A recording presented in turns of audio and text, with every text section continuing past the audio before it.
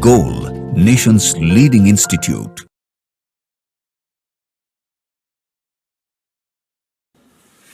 Hello students, I am Manjul Mank. Today I am going to discuss All India Test Reach Min Test 8 held on 14 January 2023. Now we discuss from question 51 of physical chemistry. So 51 question. Question number 51 is a simple question in which we apply concentration concept. जैसे यहाँ पर बोला है 5 ml of NaCl, 20 ml of N/2H2SO4 and 30 ml of N/3HNO3. तो here normality is given and final normality is required. ठीक है?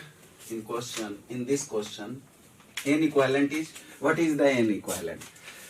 And it is diluted to total volume, जो final volume हम बोले हैं, तो final volume is equals to 1 liter, means 1000 milliliter. ठीक है? तो इसको हम सिंपली फॉर्मूला से बना सकते हैं V1N1 plus V2N2 plus V3N3 equals to V final into N equivalent, जो फाइनल आएगा. तो इस तरह से हम देख सकते हैं 5 cross 1 plus 20 cross 1/2 plus 30 cross 1/3 equals to 1000 ml में है, इसलिए N इक्विवेलेंट. अब यहाँ पर आएगा 10 से कट जाएगा और यहाँ 10 से, तो 25 equals to 1000 N equivalent. N equivalent is equals to 25 by 1000. 40 से कैंसिल हो जाएगा, 1/40 N. क्लियर? ये क्वेश्चन बहुत ही इजी था, आपने देख लिया. अब हम नेक्स्ट क्वेश्चन पर आते हैं, 52 नंबर क्वेश्चन पे.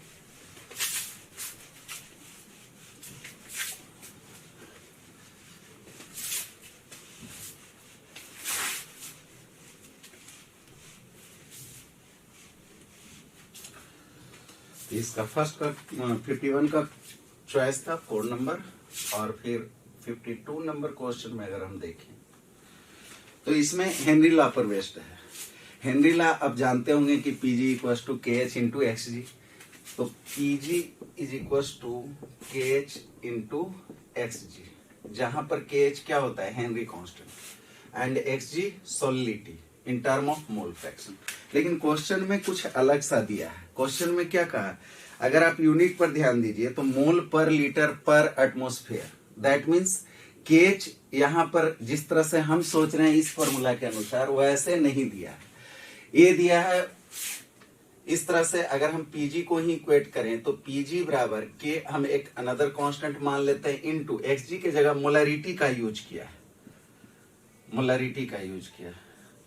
तो इस तरह से आप देख सकते हैं कि यहाँ पर जो Kg एक K है, वो K किसके इक्वल टू है, 1/K के तरह है, 1/K डैश आप मान सकते हैं. क्योंकि K का यूनिट दिया है, K बराबर दिया है 1.4 क्रॉस 10⁻³ मोल पर लीटर एटमॉस्फेयर, पर एटमॉस्फेयर. ठीक है, 1.4 क्रॉस 10⁻³ मोल पर लीटर पर एटमॉस्फेयर. अगर मोल पर लीटर देखें तो ये मोलारिटी कह रहा है. अब मोलारिटी आपको इस साइड में अगर हम लेते हैं कंसंट्रेशन के जगह सॉलिडिटी के लिए, solidity in term of solidity, तो यहाँ पर K का मान अगर आप गौर कीजिए तो 1/K डैश के फॉर्म में है, ताकि एटमॉस्फेयर से कैंसिल हो जाएगा. तो इस तरह से आप देखिएगा कि मोलारिटी अगर इस फॉर्मूला से देखें तो molarity equals to K dash into Pg आप लिख सकते हैं, और K डैश बराबर कितना है, 1.4 क्रॉस 10⁻³ क्रॉस Pg हमारे पास कितना दिया है,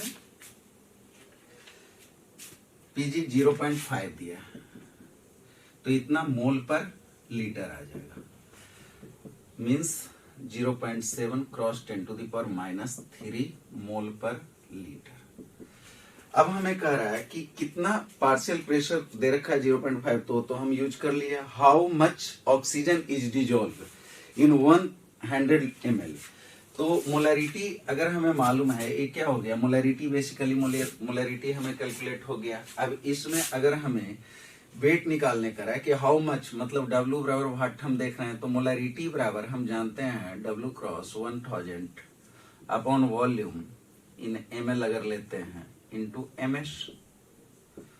तो इसके अनुसार अगर हम देखें तो 0.7 क्रॉस 10⁻³ इक्वल्स टू हम लिख सकते हैं W क्रॉस 1000 अपॉन, और यहां पर ऑक्सीजन है तो 32 मल्टीप्लाइड बाई 100 कैंसिल हो जाएगा।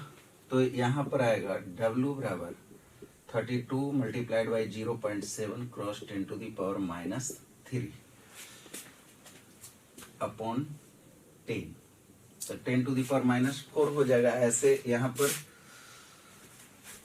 कितना आ जाएगा 2.24 गुने 10⁻³ आप कैलकुलेशन कीजिएगा तो आपको आ जाएगा इतना 2.24 मिलीग्राम भी से आप लिख सकते हैं, चूंकि इतना ग्राम है। ये ऑप्शन नंबर 4 क्लियर। तो इसमें ये क्वेश्चन बहुत ही इजी था, आप देखिए, और बहुत ज्यादा क्लियर, सिर्फ इसमें यूनिट पर ध्यान देना था। यूनिट ध्यान देकर आप पीजी को मतलब रिलेट कर सकते थे मोलैरिटी के आधार पर हेनरी कांस्टेंट में, क्योंकि हेनरी अगर हम पार्शियल प्रेशर ऑफ गैस अगर देखते हैं तो partial pressure of gas equals to constant into solidity. In term of solidity अगर आप मोल फ्रैक्शन भी ले सकते हैं, मोलैरिटी भी ले सकते हैं, और अदर कंसंट्रेशन टर्म भी ले सकते हैं। ठीक है, क्वेश्चन ठीक था, थोड़ा सा ट्विस्ट किया गया था, लेकिन मेरे ख्याल से आप सबको समझ में आ गया होगा। अब हम आते हैं क्वेश्चन नंबर 53 पर। 53 नंबर क्वेश्चन है, इसमें रॉल्स लॉ पर आधारित है। PA and PV of vapour pressure of pure liquid कहा दिया। तो प्योर लिक्विड मतलब पीए नॉट ना कहकर पीए कहा गया है या पीवी कहा गया। तो पीए को आप समझ लीजिए कि पीए नॉट ही है। ये कितना है, pure vapour PA and PV, ठीक है, respectively for an ideal binary solution. ठीक है, और एक से represents the mole fraction of component ए, और एक से है जो मोल फ्रैक्शन है, मतलब पीए नॉट के जगह क्या लिखा गया है, पीए। तो अगर हम इसमें हमें क्या निकालने का रहा है कि mole fraction of, if x is represent mole fraction of a, then total pressure of the solution is. तो पीटी बराबर अगर हम जानते हैं, पीटी बराबर क्या जानते हैं, पीए नॉट एक्स से plus PV not x B, जहां पर पीए नॉट को ही इसने क्वेश्चन में लिखा है पीए इंटू एक्स से आप लिख सकते हैं, और चूंकि एक्स से दिया हुआ एक्स भी नहीं दिया हुआ है तो इसमें हम पीवी नॉट के जगह क्या क्वेश्चन में है पीवी, तो पीवी 1 माइनस एक्स से, इस तरह से हम लिख सकते हैं पीए एक्स से plus PV x B, sorry minus, और हम लिख सकते हैं पीए माइनस पीवी, सॉरी यहां पर भी एक्स से होगा, एक्स से प्लस पीवी। ऐसा कौन सा चॉइस है, 4 चॉइस है, तो राइट आंसर क्या होगा 4। क्लियर। अब हम आते हैं क्वेश्चन नंबर 55। 55 नंबर क्वेश्चन में क्या कह रहा है, ये देखिए, the vapour pressure of pure benzene. तो vapour pressure of pure benzene मतलब अगर हम बेंजीन को मानकर चलते हैं कि ये फर्स्ट कंपोनेंट है, तो P10 बराबर 100 दे रखा है, 100 mm, P20 इक्वल टू एटोलिन के लिए है, ये दे रखा है 50 mm Hg, ठीक है। Then mole fraction of benzene in vapour phase, बाय1 पूछ रहा है हमें, बाय1 बराबर भाग, तो बाय1 बराबर फॉर्मूला क्या होता है, P1 बाई Pt। अब P1 बाई Pt अगर बात करते हैं तो P1 not x1 plus p1 not x1 plus pb not p2 not x2। तो अब यहां पर क्वेश्चन में एक चीज और दिया है कि इक्विमोलर सॉल्यूशन, ठीक है। तो यहां इक्विमोलर सॉल्यूशन आपको दे रखा है,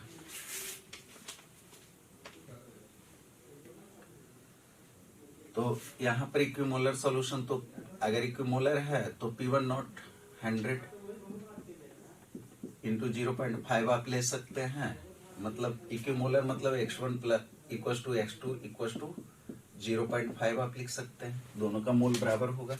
तो इस आधार से यहाँ पर लिख सकते हैं 100 multiplied by 0.5 plus 50 multiplied by 0.5, अर्थात कितना आ जाएगा 50 upon 50 plus 25 equal to 50 upon 75, तो 2/3 अर्थात 0.666 और हम इसको लिख सकते हैं 0.67।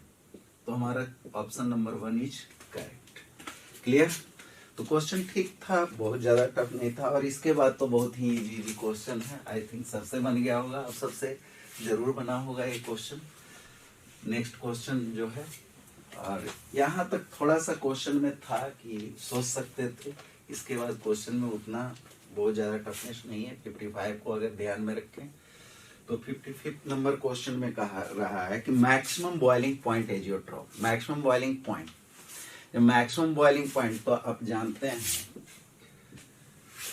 आप कर्व बनाइएगा यहां से, इस तरह से आप लेते हैं, तो मैक्सिमम बॉइलिंग पॉइंट के लिए मिनिमम,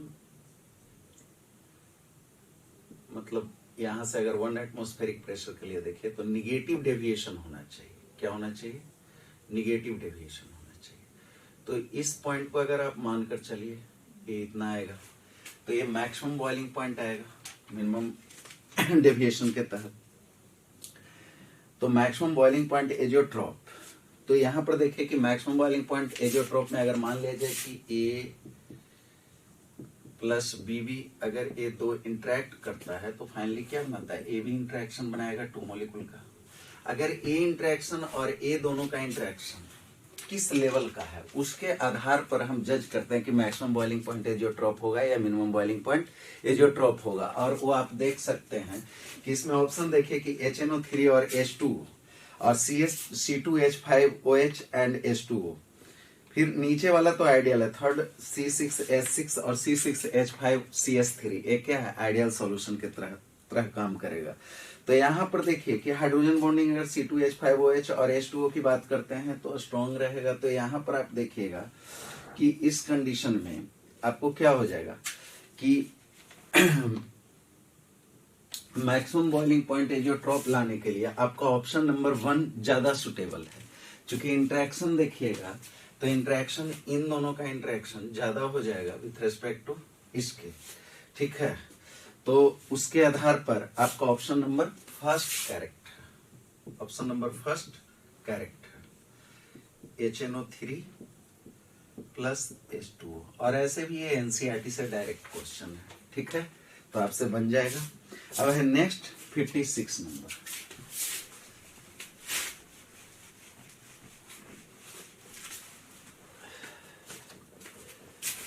फिफ्टी नंबर क्वेश्चन पर आप ध्यान देते हैं तो इसमें करा कि all form ideal solution except. Ideal solution के लिए सॉल्यूशन उनका एक दूसरे से मिक्स्ड हो जाना चाहिए। तो C6H6 दोनों नॉन पोलर है तो आसानी से मिक्स्ड हो जाएगा, इसमें भी आसानी से मिक्स हो जाएगा C2H6 एंड C2H5I। लेकिन लास्ट ऑप्शन देखिए C2H5I मतलब इथाइल आयोडाइड और इथेनॉल। इथेनॉल में क्या होता है? हाइड्रोजन बॉन्डिंग एग्जिस्ट करने लगेगा। तो यहाँ पर इंटरेक्शन में अंतर आएगा, फाइनल इंटरेक्शन में, सॉल्यूशन के इंटरेक्शन में। तो इसलिए ऑप्शन नंबर 4 है जो नॉन आइडियल सॉल्यूशन बनाएगा, बाकी सब आइडियल सॉल्यूशन बनाएगा। क्लियर? तो इसका option number 4 is correct, C2H5I and C2H5OH। Clear? अब है 57 नंबर। 57 नंबर क्वेश्चन में देखिए, it just like 55 number question जैसा है। करा कि a mixture of component A and B will show negative deviation. ठीक है, सेम वही क्वेश्चन है कि negative deviation means maximum boiling point azeotrope. Negative deviation का एक क्वेश्चन इसमें भी 55 में क्या देखे कि नेगेटिव डेविएशन है तो मैक्सिमम बॉइलिंग पॉइंट एजियोट्रॉप आया। नेगेटिव डेविएशन में मैक्सिमम बॉइलिंग पॉइंट एजियोट्रॉप। और इसमें आप देख सकते हैं कि इंटरेक्शन क्या होना चाहिए, एवी इंटरेक्शन, जो फाइनल का जो इंटरेक्शन है, जो एवी इंटरेक्शन है, वो इन दोनों के इंटरेक्शन से क्या होना चाहिए, स्ट्रॉन्गर होना चाहिए ताकि उड़ने ही ना दे। अगर मान लिया जाए कि इवोपरेट होगा तब ना वेपर प्रेशर ज्यादा बनाएगा, अगर इवोपरेट कम होगा तो फाइनल बॉइलिंग पॉइंट क्या हो जाएगा, कम जाएगा। फाइनल जो वेपर प्रेशर होगा वो कम होगा और फाइनल वेपर प्रेशर, तो इंटरेक्शन जो एवी का इंटरेक्शन है वो क्या होना चाहिए, इन दोनों के इंटरेक्शन से ज्यादा। तो इस तरह से आप देख सकते हैं कि यहाँ पर ऑप्शन नंबर 4 है जो कि एवी इंटरेक्शन इज स्ट्रॉन्गर देन। इसमें 57 में ये जस्ट 55 और 57 एक दूसरे से कोरिलेट कर सकते हैं और इसका ऑप्शन नंबर 4 क्लियर। अब है 58 नंबर। 58 नंबर में देखिएगा, 58 नंबर में कह रहा है which of the following binary mixture form an azeotrope of minimum boiling point type. तो मिनिमम बॉइलिंग पॉइंट टाइप ये था, मैक्सिमम बॉइलिंग पॉइंट टाइप। अगर 55, 57 अब 58 की बात करें तो 58 में जस्ट अपोजिट होगा। मिनिमम बॉइलिंग पॉइंट एजियोट्रॉप कर रहा है, 55 में था मैक्सिमम बॉइलिंग पॉइंट एजियोट्रॉप। तो इसमें हमको पूछ रहा है कि इसमें कौन होगा, तो HNO3 और H2O तो आप देख रखे हैं कि मैक्सिमम बॉइलिंग पॉइंट एजियोट्रॉप में है, तो ऑब्वियसली ये तो होगा नहीं। और बेंजीन और टोलिन ये भी नहीं, ये भी प्योर सोल्यूशन में आ जाएगा, नॉर्मल हेक्सेन, नॉर्मल हेप्टेन। तो इसमें फर्स्ट ऑप्शन क्लियर है, एसीटोन और इथेनॉल। ऐसे भी इसका जो इंटरेक्शन लेवल देखिएगा तो जो इंडिविजुअल इंटरेक्शन है वो ज्यादा रहेगा दोनों के कंबाइंड फॉर्म में, ठीक है। तो इसलिए वो कम मात्रा में, ज्यादा मात्रा में इवोपरेट करेगा। तो मैक्सिमम पॉजिटिव डेविएशन होगा तो मिनिमम बॉइलिंग पॉइंट एजियोट्रॉप बनाएगा, क्लियर। अब है 59 क्वेश्चन। 59 में क्या लिखा है कि the vapour pressure of water at 20 degree Celsius is 17.5 millimetre Hg if 18 gram of glucose. तो पहले क्वेश्चन में डाटा देख लीजिए कि यहां पर कह रहा है कि vapour pressure of water is 17.5 mmHg। तो P नॉट आप कह सकते हैं 17.5 mmHg।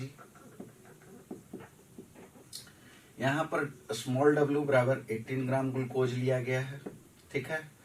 अब इसके लिए ms की बात करें तो ms कितना हो जाएगा, 180 ग्राम पर मोल, क्लियर। अब हमें कह रहा है कि added to 178 gram of water, तो कैपिटल W की बात करें तो 178.2 gram water. The vapour pressure of the resultant solution is, P बराबर क्या होगा या P सॉल्यूशन क्या होगा, P सॉल्यूशन बराबर व्हाट।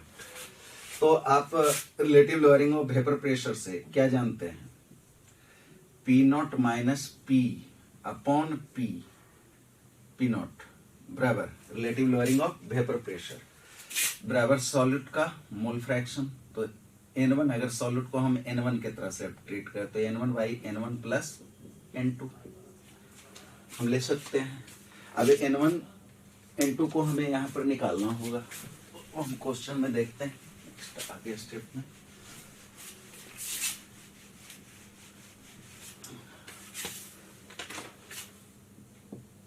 $59 नंबर है। तो हियर N1 बराबर कितना हो जाएगा, 18 by 180 means 0.1 mole. And N2 equals to देखिएगा तो N2 इक्वल्स टू कितना है, W बाई 18, मतलब वाटर के लिए है तो 18 हो जाएगा 178.2 अपॉन 18, तो यहाँ 9.9 आएगा मोल। तो इसलिए P नोट की जगह 17.5 minus P upon 17.5 equals to 0.1 upon 0.1 plus 9.9 बराबर 0.1/10। तो हम इसके इक्वल टू लिख सकते हैं 0.01। ठीक है, इसलिए अब हम क्या लिख सकते हैं कि 17.5 minus P equal to 17.5 multiplied by 0.01 अर्थात 0.175। कितना आ जाएगा? 1.75 17.5 माइनस पी इक्वल टू, इसलिए P equal to 17.5 minus 0.175 means 17.325 ना आना चाहिए। तो कितना आंसर है, कौन सा ऑप्शन सही है इसमें? ए ऑप्शन, ना mm ऑफ Hg। तो ये option number first is correct. Clear? तो ये क्वेश्चन थोड़ा सा कैलकुलेटिव था लेकिन बहुत ज्यादा हार्ड नहीं था, simple relative lowering of vapour pressure से था। क्लियर? तो आपको ये समझ में आ गया। अब हम आते हैं question number 60।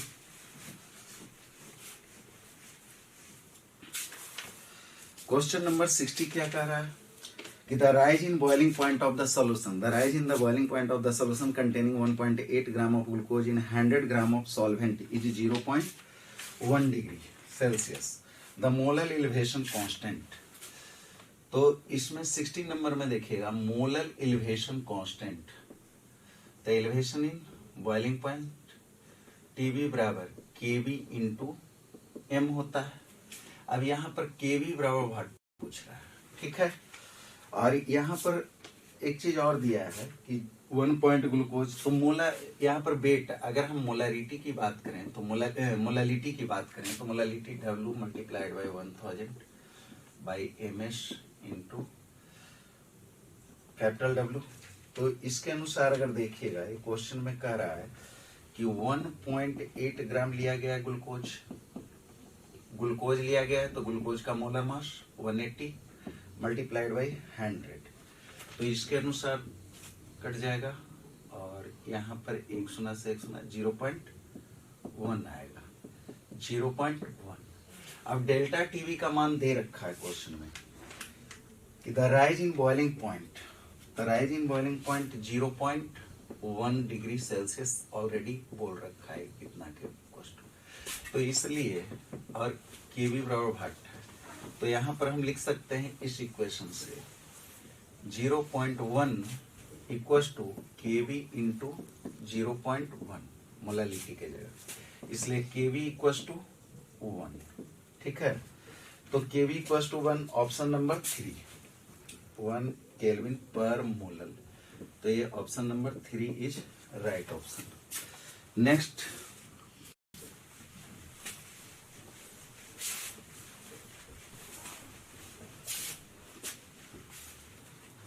Question number 61। Question number 61 का रहा है कि a solution contain 2.5 cross 10 to the power -3 kilogram. अब इसमें कंफ्यूज होने की बात नहीं है, 2.5 cross 10 to the power -3 kilogram means क्या हुआ 2.5 ग्राम। तो यहाँ पर दे रखा है कि small w is equal to 2.5 gram उन्हें 10 to the power -3 gram kilogram, तो इसको हम लिख सकते हैं 2.5 ग्राम। क्लियर? और कैपिटल W कह रहा है डिजोल्व इन, तो 75 cross 10 to the power -3 kilogram अर्थात 75 ग्राम। ठीक है, ऑफ वाटर लिया गया है बॉयल एट, तो TB equal to 373.535 kelvin. Molar mass of solute is MS is equal to what. ठीक है, सॉल्यूट का मोलर मास हमें नहीं पता है, निकालना है। और केवी यहां दे रखा है 0.52 केल्विन किलोग्राम पर मोल, और boiling point TB not 373.15 kelvin. तो इससे हम डेल्टा टीवी निकाल सकते हैं। डेल्टा टीवी बराबर क्या हो जाएगा, टीवी माइनस टीवी नॉट।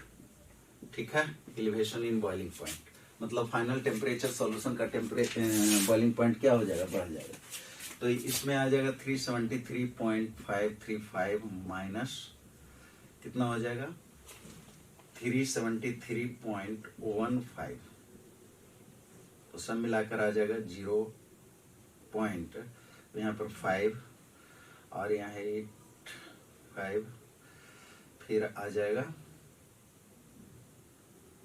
385, ठीक है 5 8 और यहाँ पर 3, क्लियर, इतना केल्विन। अब इसके अनुसार हम चूंकि जानते हैं elevation in boiling point concept से डेल्टा टीवी बराबर KV into molality upon MS into capital W. तो डेल्टा टीवी तो आपको पता है 0.385 इक्वल्स टू केवी, केवी आपको दिया हुआ है 52 क्रॉस स्मॉल डब्ल्यू है 2.5 1000 अपॉन एमएस, एमएस आपको निकालने का रहा है cross small W capital W 75, तो ये 0.1 और ये 3 से कट जाएगा। अब इसको सोल्व कीजिएगा तो आपको एमएस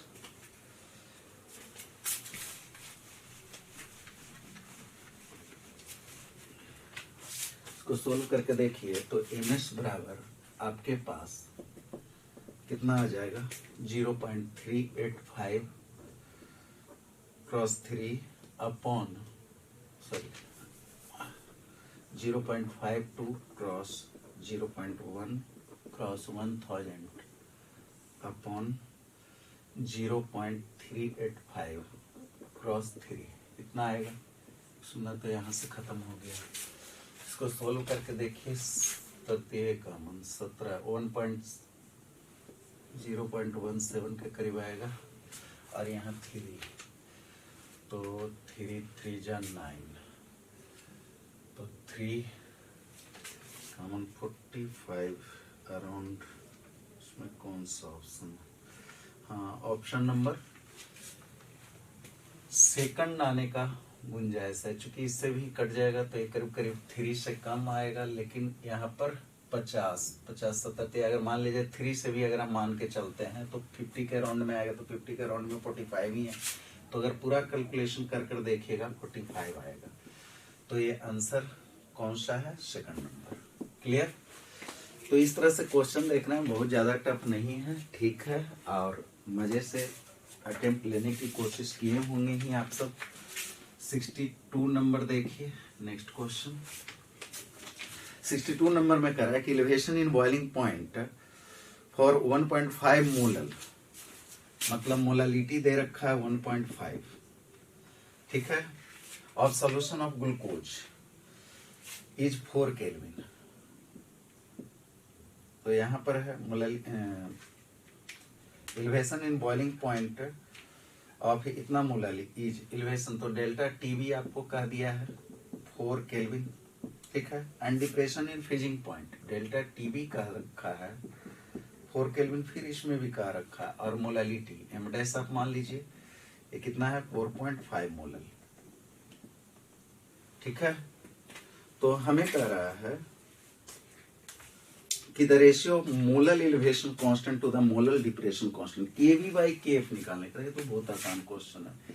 यहाँ पर केवी इंटू एम लिखिएगा और यहाँ पर केएफ इंटू एम डैश लिखिएगा, तो दोनों को डिवाइड कर दीजिए, तो ये क्या हो जाएगा 1 equals to KV by KF into, और एम के जगह 1.5 है और इसके लिए कितना है 4.5, तो ये 3 से कैंसिल हो गया, इसलिए केवी बाई केएफ, ये तो बहुत ही इजी क्वेश्चन था 3, ठीक है। इसमें option number third number option clear है, ठीक है। तो ये क्वेश्चन रियली में बहुत इजी था। अब है आप सब जरूर बनाए होंगे इस क्वेश्चन को, तो निश्चित बनाए ही होंगे। 63 नंबर देखिए,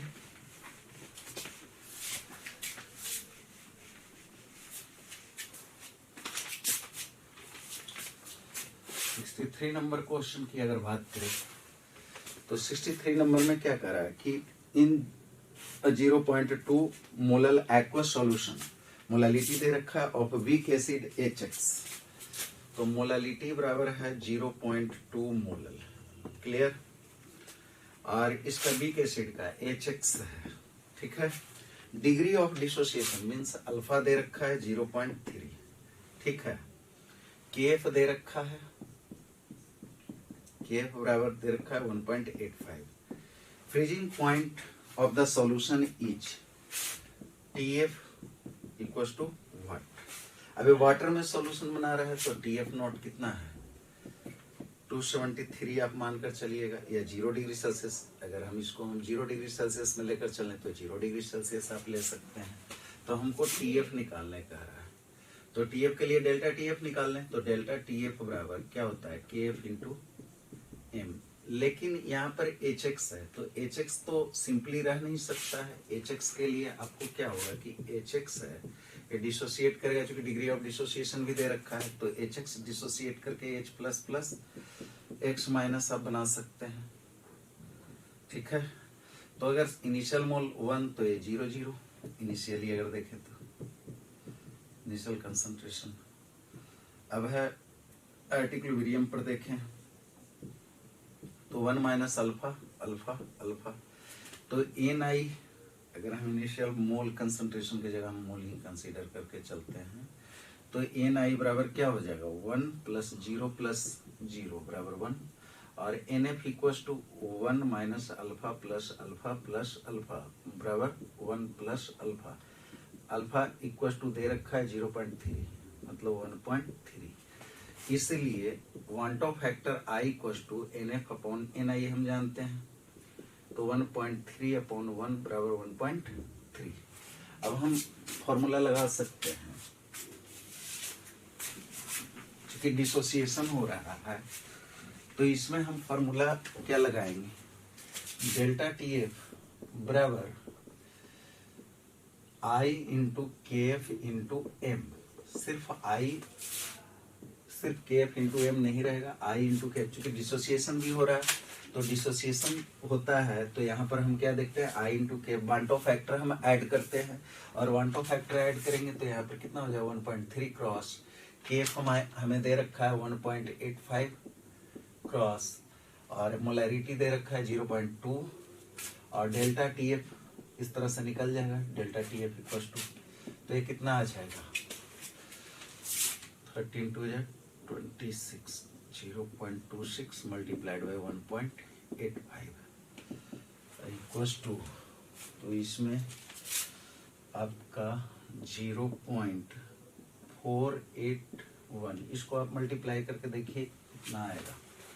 तो अब यहाँ पर आप देख सकते हैं कि डेल्टा TF को हम लिख सकते हैं TF not minus TF equal to 0.481 degree Celsius, इसलिए TF equal to TF not minus 0.481 degree Celsius बराबर 0 माइनस 0.481 डिग्री सेल्सियस बराबर minus 0.481 degree Celsius. Option number 4 ये कितना आ जाएगा, ऑप्शन नंबर 4 इज करेक्ट। तो 63 ठीक था, वांटो फैक्टर यूज किया गया है, लेकिन इतना भी हार्ड नहीं है, आप सब जरूर अटेम्प्ट लिए होंगे, क्लियर। अब हम आते हैं 64 number.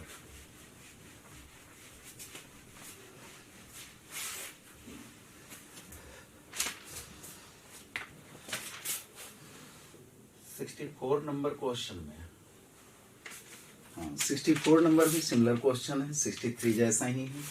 Elevation in boiling point of solution of 13.44 gram of CuCl2 लिया गया है, और यहाँ पर स्मॉल w का रहा है 13.44 gram in capital W 1 kilogram of water. Solvent क्या है, वाटर है। Using the following information will be molecular weight of CuCl। अच्छा, यहाँ पर MS भी दे रखा है, MS इक्वल टू 134.4 ग्राम, और Kb इक्वल टू दे रखा है 0.52 केल्विन किलोग्राम पर मोल, क्लियर। तो यहाँ देखिए, अगर इसमें भी चूंकि CuCl2 है जो कि स्ट्रॉन्ग इलेक्ट्रोलाइट जैसा बिहेव करेगा, तो यहाँ पर क्या हो जाएगा, Cu2 प्लस 2Cl माइनस। अगर यहाँ 1 मोल लेते हैं तो फाइनली डिसोसिएट करेगा तो 1 माइनस 1 हो जाएगा, तो ये 1 हो जाएगा, ये 2 इंटू 1, मतलब फाइनल कितना हो जाएगा, सब मिला के 3 मोल। 3 मोल फाइनली बचेगा NF बराबर, और NI बराबर तो 1 था ही, तो वन टॉप फैक्टर अगर इसमें देखें तो NF बटा NI कितना आ जाएगा, 3/1 बराबर 3। ठीक है, तो यहाँ पर भी हम यही फॉर्मूला लगाएंगे कि डेल्टा टीवी बराबर I into K V into small m W अपॉन MS इंटू कैपिटल W। तो I इक्वल टू 3। तो यहाँ पर इस तरह से चलेंगे। अभी इसको हम सोल्व कर सकते हैं कि एलिवेशन इन बॉइलिंग पॉइंट, तो कितना elevation in boiling point, TV में कितना इजाफा आया, तो यहाँ K B 0.52 cross small w 13.44 cross 1000 upon MS 134.4 cross capital W 1 kilogram, तो 1000 ही हो जाएगा, कैंसिल हो गया, और यहाँ से एक कटा तो 0.1, तो यहाँ पर आ जाएगा 6 और 15, तो यहाँ पर इतना आएगा, तो ये 0.1 से गुना हो जाएगा, तो इतना आ जाएगा। अब डेल्टा टीवी, तो एलिवेशन इन बॉइलिंग पॉइंट, तो इसमें क्या लिखेंगे, डेल्टा टीवी की जगह लिखेंगे टीवी नॉट माइनस टीवी। ठीक है, तो इसलिए टीवी बराबर जो हमें फाइनल टेम्परेचर कर रहा है कि एलिवेशन इन बॉइलिंग पॉइंट, तो एलिवेशन इन बॉइलिंग पॉइंट तो सीधे आ गया, elevation in boiling point delta TV तो आप देख ही लिए, तो इसी से आ जाएगा, डेल्टा टीवी ही निकालने का रहा है, तो ये लगभग 0.16 आएगा। ठीक है, जैसा कि ऑप्शन में दिया है, तो ये option number first correct. Clear, तो ये भी क्वेश्चन ठीक था, बहुत ज़्यादा टफ नहीं था, और मुझे लगता है कि आप सब जरूर बनाए होंगे। अब नेक्स्ट क्वेश्चन पर हम आते हैं, question number 65। Question number 65, question number 65 chemical kinetics का है। ठीक है, तो इसमें कह रहा है कि first order reaction the plot of log के, पिछले भी मिन टेस्ट 7 में भी हम इस तरह का क्वेश्चन सॉल्व किए हैं और सिमिलर क्वेश्चन है। तो यहाँ पर कह रहा है कि लॉग के VS 1/T का, तो आप अरेनियस इक्वेशन से जानते हैं K equal to A into e to the power minus EA upon RT। ठीक है, तो और आप कह सकते हैं अगर इसको नेचुरल लॉग लें तो ln K बराबर ln A minus EA upon RT लिख सकते हैं, और इसको सिंपल लॉग में, जनरल लॉग में बदलें तो 2.303 log base 10 K equal to 2.303 log base 10 K A minus EA upon RT। Clear, अब यहाँ पर हम सिंपली लॉग K बेस 10 लिखें तो दोनों साइड से रिमूव हो जाएगा 2.303, और अल्टीमेटली आप लिख सकते हैं EA upon 2.303 R into 1/T। ये हमारे लिए स्लोप का काम करेगा, m इतना हो जाएगा, x के तरह ट्रीट करेगा, माइनस C बराबर इतना को हम कह सकते हैं बाई। तो एक ग्राफ बनाइएगा तो कुछ इस तरह से आएगा, और इसका स्लोप जो आएगा वो स्लोप बराबर m equal to EA by with minus sign पूरा ले लीजिएगा, तो यहाँ पर EA बाई 2.303 R। क्लियर, तो यहाँ पर आ जाएगा ऑप्शन नंबर 4। क्लियर, अब नेक्स्ट क्वेश्चन है 66। तो ये केमिकल पिछले मिन टेस्ट 7 में भी ये बतलाया जा चुका है इस तरह का क्वेश्चन, और मेरे ख्याल से जरूर आप सब बनाए होंगे। तो है क्वेश्चन नंबर 66। क्वेश्चन नंबर 66 में कहा जा रहा है कि if the rate constant for first order reaction is K, rate constant है जो कि फर्स्ट ऑर्डर रिएक्शन के लिए K है, the time T required to completion 99% of the reaction is given by. तो टाइम कंप्लीशन मतलब कि यहाँ पर कह रहा है कि 99% कंप्लीशन के लिए कितना टाइम लगेगा, तो कंप्लीट होने के लिए, ठीक है। तो यहाँ T बराबर फर्स्ट ऑर्डर रिएक्शन है तो वैसे लिखेंगे कि 2.8 T का फॉर्मूला आप जानते होंगे, के लॉग A0 बाई AT की बात करते हैं।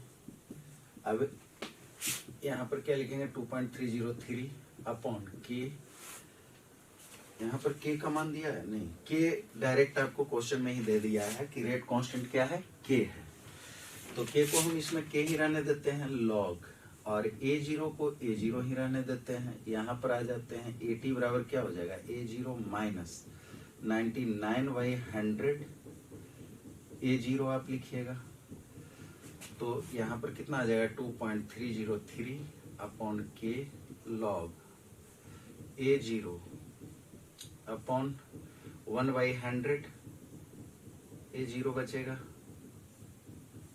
ये तो कैंसिल हो जाएगा, ऊपर आ जाएगा 100, तो 2.303 बाई के लॉग 100 बेस 10 में है, तो 100 कीजिएगा तो यहाँ पर क्या आ जाएगा 2.303 बाई के लॉग 100 मीन्स लॉग 10 के power 2 means 2 log 10 base 10, 2 log 10 base 10, तो इसका वैल्यू तो हो जाएगा, क्या हो जाएगा, इसका वैल्यू तो 1 हो जाएगा, ठीक है।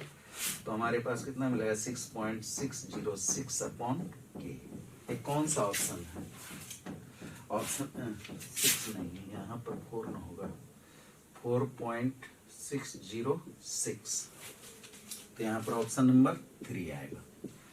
क्लियर।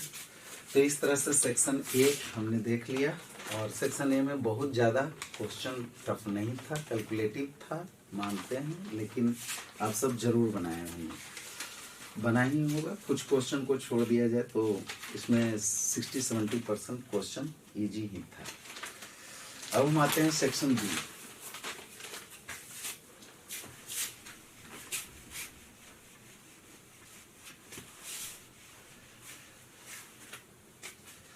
तो सेक्शन बी में कह रहा है 86 से शुरू हुआ है सेक्शन बी। 86 नंबर को देखते हैं। कह रहा है कि a solution of sucrose, molar mass MS दे रखा है 342 ग्राम पर मोल, ठीक है। Has been prepared by dissolving 65 point, मतलब स्मॉल w दे रखा है 68.5 ग्राम, ठीक है, in 100 gram of water, capital W equals to 1000 gram water, 1000 gram water दे रखा है। Clear. The freezing point of the solution obtained will be, तो TF सॉरी फ्रीजिंग पॉइंट कह रहा है, तो TF इज इक्वल टू 1, ठीक है। KF दे रखा है 1.86। क्लियर। तो डेल्टा TF बराबर KF इंटू M होता है, मतलब KF इंटू स्मॉल w गुने 1000 upon MS into capital W, ठीक है ना, लिख सकते हैं। तो इसलिए डेल्टा TF बराबर हमारे पास आएगा KF 1.86 multiplied by small w 68.5 cross 1000 upon MS है 342 मल्टीप्लाइड बाई 1000, कैंसिल हो गया। तो ये अगर देखिए 3468, तो ये लगभग 2 से कट जाएगा, तो 0.2 आप मान सकते हैं। अब यहाँ पर 6 2 जा 12, 36 37, 0.372। अब इसके इक्वल टू लिख सकते हैं, तो यहाँ पर TF नॉट माइनस TF लिख सकते हैं, ठीक है। तो TF बराबर हम देखना चाहें तो यहाँ पर 0 डिग्री सेल्सियस, अगर डिग्री सेल्सियस में दे रखा है तो हम सीधे कर सकते हैं कि TF नॉट माइनस 0.372 बराबर 0 minus 0.372 degree Celsius equal to minus 0.372 degree Celsius. Answer कौन सा है, फर्स्ट।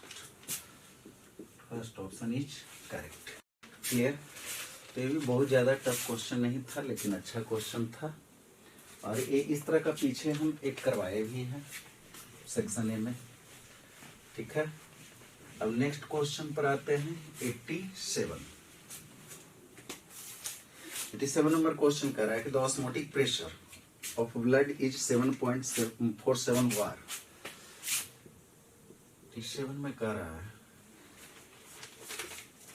कि osmotic pressure pi is equal to 7.47 बार।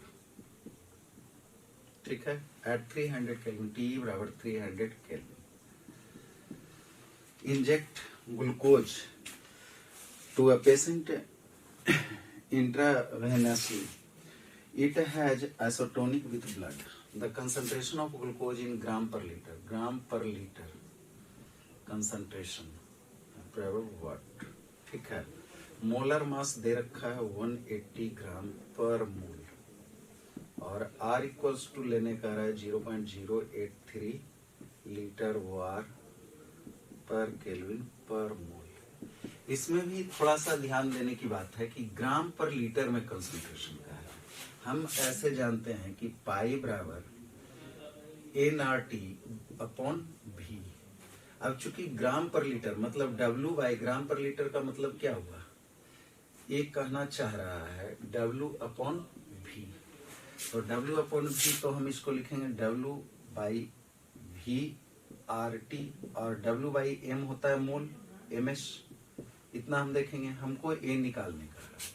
तो W by V equals to क्या हम लिखेंगे, pi into MS upon RT। Pi हमारे पास दे रखा है 7.47 क्रॉस MS है, इसी को MS कह रहे हैं, सॉलिड के लिए 180 अपॉन R 0.083 इंटू T 300। ठीक है। तो ये यहाँ से दशमलव हटाते हैं तो 8.3 लिख सकते हैं। ये लगभग सेम ही है, तो 180 के करीब, 180 से तो थोड़ा कम आएगा, लेकिन 180 के करीब ही आएगा। तो इसमें कौन सा ऑप्शन है, ग्राम पर मोल 180 के करीब नहीं। हाँ, ये तो 60 से कट गया, तो ये 60 के करीब। तो यहाँ पर 54, 60 के करीब में तो और कुछ है नहीं, तो 54 ही आएगा। 54 ग्राम पर लीटर। ठीक है। तो ऑप्शन नंबर फर्स्ट 87 क्लियर हो गया। 87 बहुत ज्यादा टफ नहीं था, ऑस्मोटिक प्रेशर के कॉन्सेप्ट पर आधारित था ये क्वेश्चन, और मेरे ख्याल से आप सब जरूर बनाए होंगे। अब 88 देखते हैं। 88 नंबर में कह रहा है, 88 नंबर असर्शन रीजनिंग का क्वेश्चन है। इसमें दो स्टेटमेंट दिया है कि if the temperature increases solidity of gas, if temperature increases solidity of gas decreases, reaction is endothermic. यहाँ पर एक ही वर्ड गलत लिख दिया है। अगर एक्सोथर्मिक होता तो स्टेटमेंट करेक्ट था। बाकी temperature increases solidity of gas decreases होता ही है, लेकिन इस कंडीशन में क्या हो जाएगा, जब टेम्परेचर इंक्रीज करेगा सॉलिडिटी डिक्रीज करेगा, मींस क्या होगा कि एक्सोथर्मिक है। सॉलिडिटी जैसे ही टेम्परेचर डिक्रीज करेंगे और सॉलिडिटी बढ़ेगा, डिक्रीज करेंगे टेम्परेचर को तो सॉलिडिटी बढ़ना चाहिए। तो यहाँ पर एक्सोथर्मिक रिएक्शन का कंडीशन आ रहा है। तो ये स्टेटमेंट 1 तो इनकरेक्ट है, लेकिन स्टेटमेंट 2 पर आए तो स्टेटमेंट 2 कह रहा है कि if temperature increases solidity of gas decreases, temperature increases solidity of gas decreases. Same statement करा, ली चटेरियर प्रिंसिपल कैन बी अप्लाइड। हाँ, इसमें ली चटेरियर प्रिंसिपल होगा, क्योंकि अगर मान लीजिए गैस है तो मिक्स है, अगर टेम्परेचर बढ़ाएंगे तो और गैस का रैंडमनेस बढ़ेगा, तो वो उड़ना चाहेगा। तो अगर बाहर निकलना चाहे, ऑपरेट होना चाहेगा, तो अल्टीमेटली क्या होगा कि यहाँ पर सॉलिडिटी जो लिक्विड में है वो डिक्रीज करेगा। तो इसमें हम कह सकते हैं कि स्टेटमेंट 2 करेक्ट है, लेकिन स्टेटमेंट 1 इनकरेक्ट है। तो option number 4 is a right option. Statement 1 is 2 is correct, but statement 1 is incorrect. अब हम आते हैं 89 नंबर क्वेश्चन में। 89 number question again assertion reasoning पर ही आधारित है। कह रहा है कि एजियोट्रोपिक mixture are formed only by non-ideal solution and they may have boiling point either greater than both the components or less than both the components. Yes, अगर non ideal solution बनाएगा तो या तो जैसे अगर हम नॉन आइडियल सॉल्यूशन की बात करते हैं तो इस तरह से ग्राफ बनाते हैं, या तो ऊपर कर्व जाएगा या तो नीचे जाएगा। अगर रिजल्टेंट कर्व या तो नीचे जाएगा या तो हम दूसरे वे में कह सकते हैं कि ये तीनों ऊपर से जाएगा।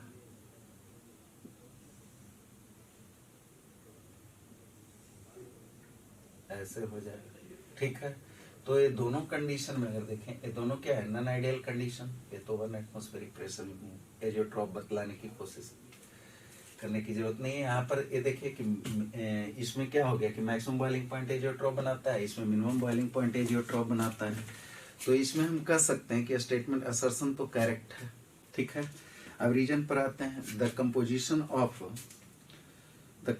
Of vapour phase is same as that of liquid phase of an azeotropic mixture. हाँ, ये भी बात करेक्ट है कि कंपोजिशन इन वेपर फेज, जब एजियोट्रॉपिक सॉल्यूशन बनाता है, एजियोट्रॉपिक मिक्सचर बनाता है, तो एजियोट्रॉपिक मिक्सचर में वेपर फेज में जो मोल फ्रैक्शन होता है दोनों कंपोनेंट का, वो लिक्विड फेज में मोल फ्रैक्शन होता है दोनों कंपोनेंट का, वो दोनों आपस में इक्वल होते हैं। मतलब लिक्विड फेज में देखें या वेपर फेज में देखें, मोल फ्रैक्शन क्या रहेगा, जितने भी कंपोनेंट है उसका मोल फ्रैक्शन सेम रहेगा। जैसे कहने का मोल फ्रैक्शन है, अगर लिक्विड फेज में फर्स्ट कंपोनेंट का 0.3 तो वेपर फेज में भी 0.3 ही होगा। तो स्टेटमेंट 2 तो करेक्ट है, लेकिन क्लियरली एक्सप्लेन नहीं कर रहा है कि एजियोट्रॉप में अगर ये मतलब कहने का मतलब ग्रेटर या लेस की बात कर रहा है, उसको एक्सप्लेन नहीं कर रहा है। इसलिए असर्शन और रीजन दोनों करेक्ट है, but reason is not a correct. हाँ, प्रॉपर्टी एजियोट्रॉप का दिखला रहा है, लेकिन एक्सप्लेनेशन नहीं कर रहा है कि क्यों ये मतलब मिनिमम डेविएट करेगा। मतलब ये जो मेन जो टोटल प्रेशर है जो आइडियली होना चाहिए उससे कम है या ज्यादा है, ऐसा क्यों है, इस चीज को एक्सप्लेन नहीं करने की कोशिश करा। इसलिए option number 2 is correct. Clear. अब है 89, 90, 89 के बाद 90। Cribb which of the following term has unit of temperature. तो यूनिट ऑफ टेम्परेचर का जहां तक सवाल है, आप देख सकते हैं कि डेल्टा TF बराबर आप क्या लिखते हैं, जैसा कि ऑप्शन में दिया है, तो यहाँ पर I इंटू KF कह सकते थे, KF इंटू M। अगर यहाँ पर वांट ऑफ फैक्टर दिया है, तो अगर नहीं दिया है ऐसे वांट ऑफ फैक्टर का कोई यूनिट नहीं होता है। तो अगर KF इंटू M की बात करें तो ऑप्शन नंबर 2 करेक्ट है, ऑप्शन नंबर 2। और ए M into KF by I कह रहा है, तो ये भी करेक्ट ही है, चूंकि I का कोई यूनिट तो होता नहीं है, इसलिए ये भी 4। तो 2 and 4 both are correct, means option number 4, 2 and 4 are correct. Clear. तो इस तरह से देखें आप सब, क्वेश्चन बहुत ज्यादा हार्ड नहीं था, मेरे ख्याल से आप सब बनाए ही होंगे और बहुत सारा क्वेश्चन आपको बना भी होगा, ठीक है। अब हम नेक्स्ट वीडियो में मिलेंगे, ठीक है। तो बेस्ट ऑफ लक